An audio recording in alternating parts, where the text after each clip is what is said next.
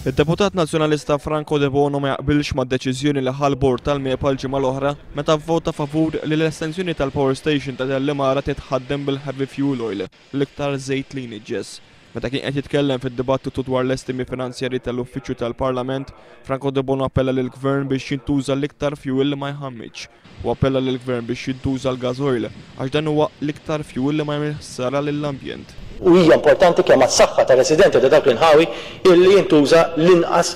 fuel li jħammeġ possibilment il-gas, imma jekk mhux il-gas għall-inqas ikun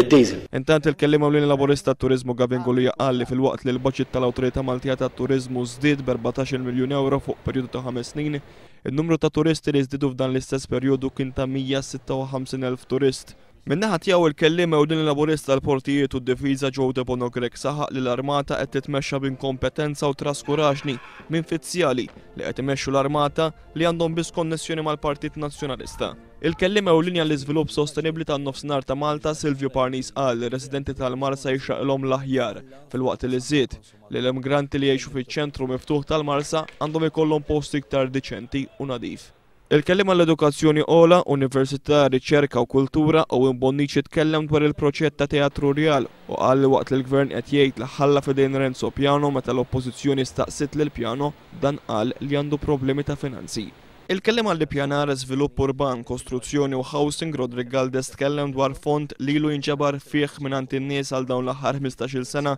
biex imur għal proġetti bżonjużi ta' parkeġġ, iżda l-flus marru biex il-MEPA xtrat Hexagon House.